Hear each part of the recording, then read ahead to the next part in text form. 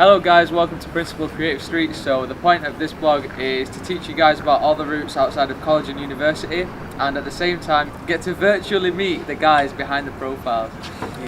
Right, so the basis of this interview is going to start off with some general questions, then it'll go into a would you rather game, and then it'll go into like a few more like personal questions, deeper questions, and then it'll finish off with a tip.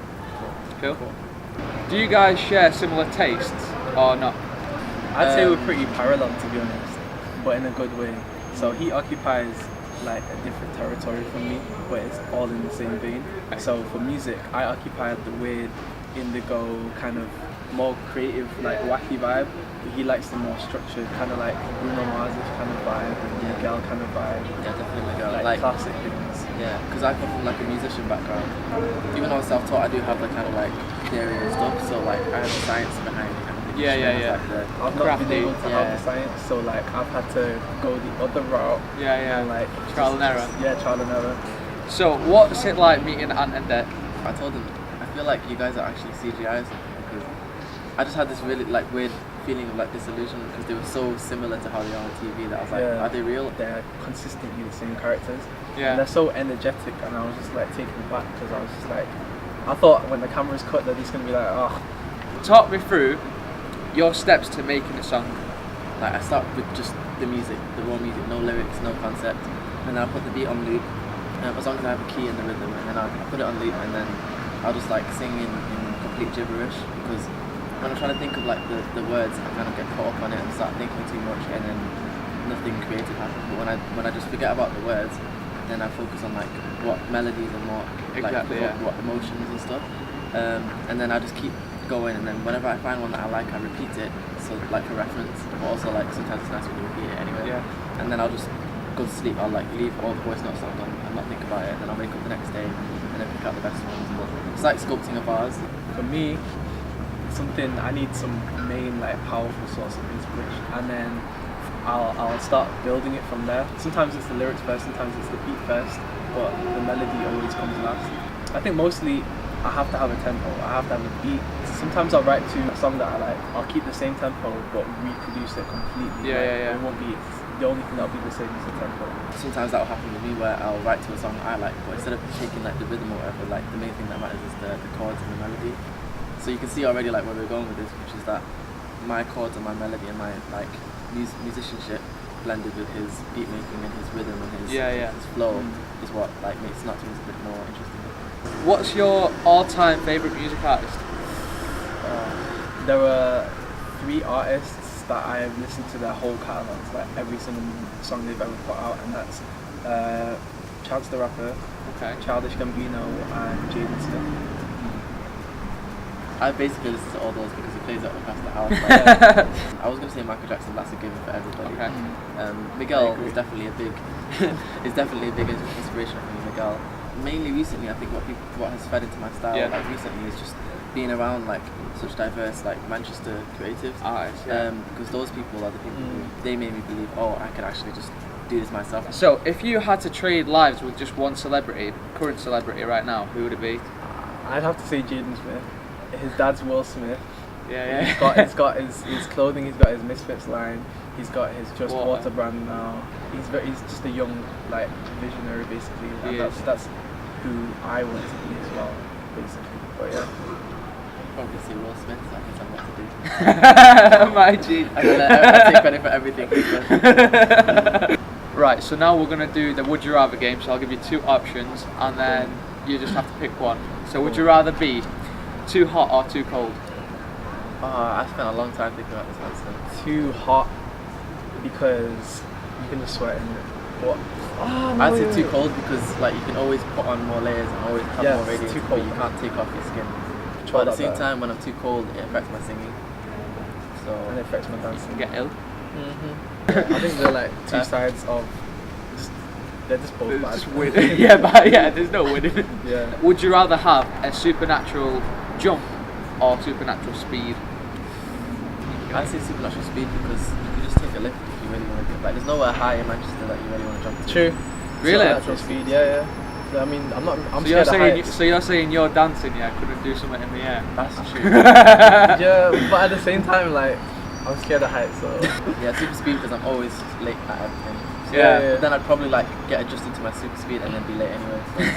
So. My only problem in this life is right now it's just transport, like just getting places.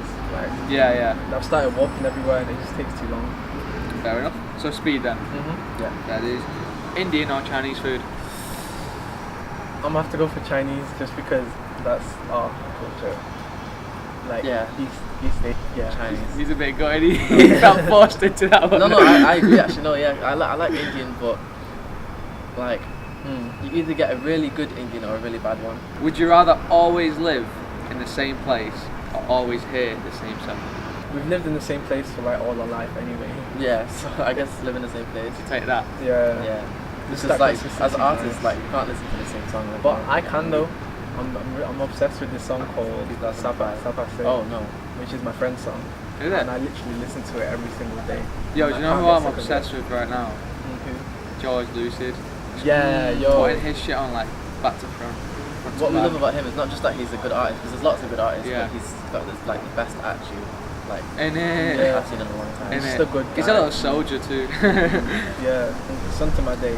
I think that's my favorite song. That's your favourite? Mhm. What's yours? Because I'm a moist boy, so I like love songs. But Yeah, I like the yeah, fact yeah. that you can go pull up skirt and I bang. Yeah. And he just goes, "It's a Son to My Day."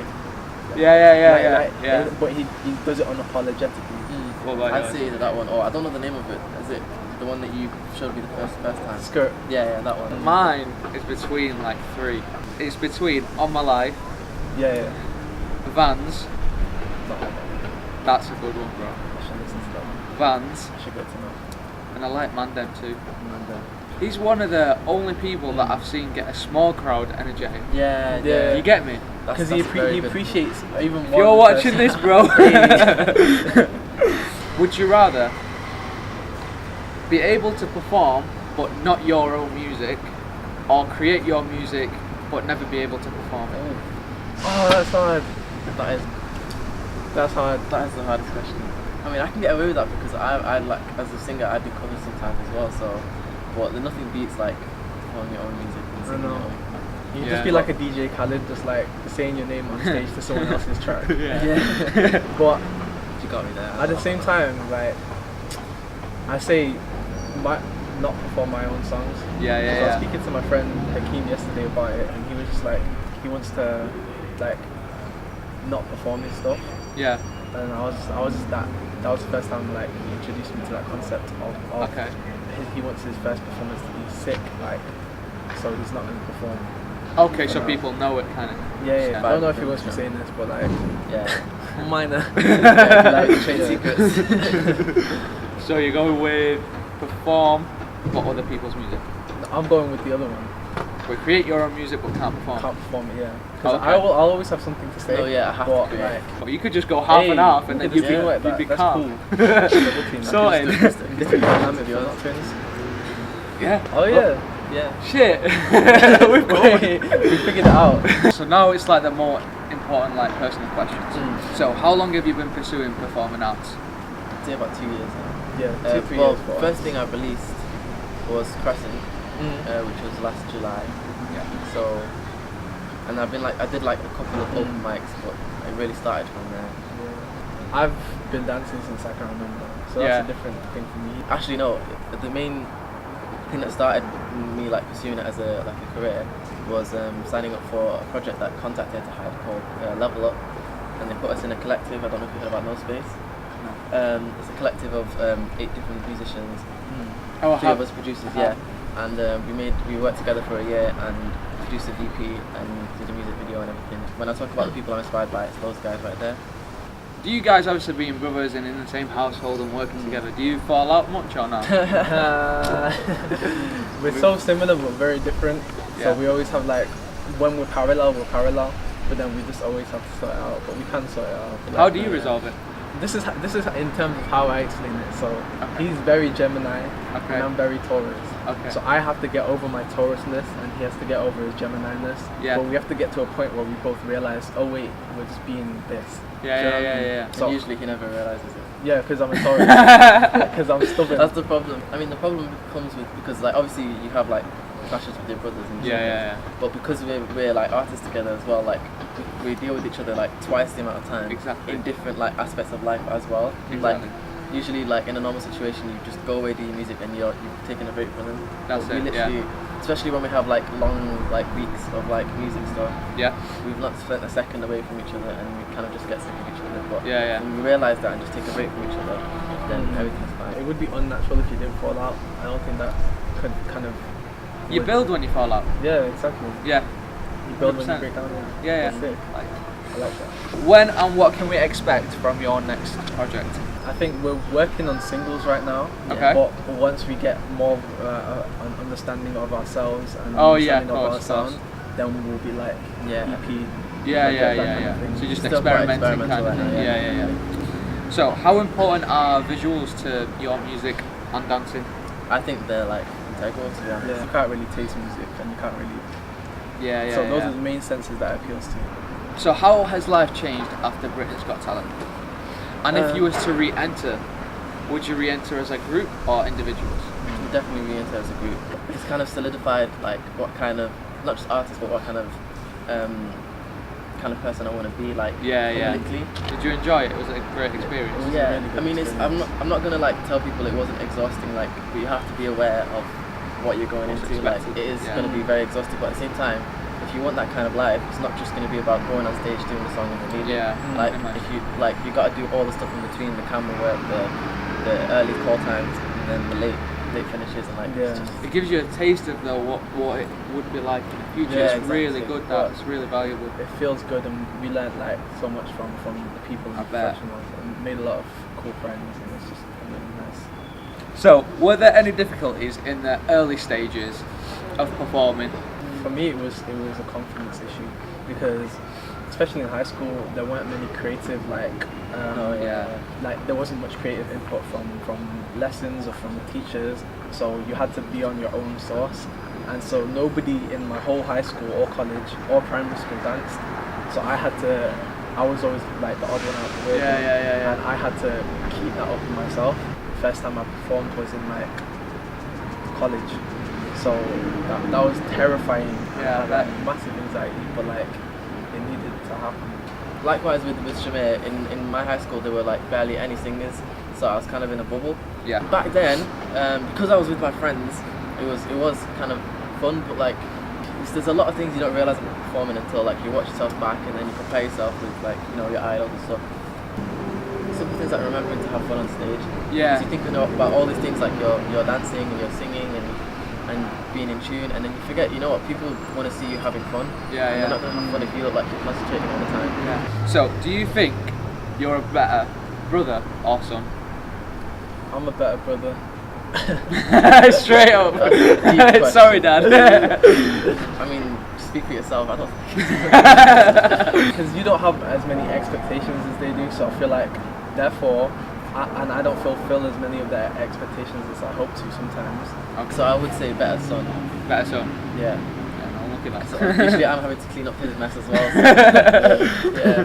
What's been your most recent accomplishment? Becoming a JD ambassador. Yeah. Shout out JD. JD. So, I would say another yeah. accomplishment is graduating actually. Hey, Yeah, shout out bro, Shaquille. bro. Hey. Like something I was like dying inside for 3 years, but like it's done. what would you say is your biggest weakness? I'd say that I'm just really stubborn. I want to just do things my way, Yeah. and then have it not work out, and then learn from it that way. And, Okay. yeah, but stubborn in a good way as well, where I'm persistent, where I just keep at doing what I want to do because I really Yeah. love and enjoy it. So with my dance, nobody did what I did throughout primary school, high school, Yeah. college. So I was stubborn in that aspect too, where I just, nobody can tell me not to dance. Like, I will Respect, bro. do what I want to do. I'm just Okay. I'll say two things. Okay. One, I spend too long worrying about things to the point that I actually don't get them done.